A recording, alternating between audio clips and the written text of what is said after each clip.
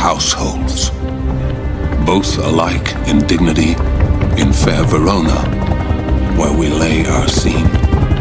From ancient grudge break to new mutiny, where civil blood makes civil hands unclean.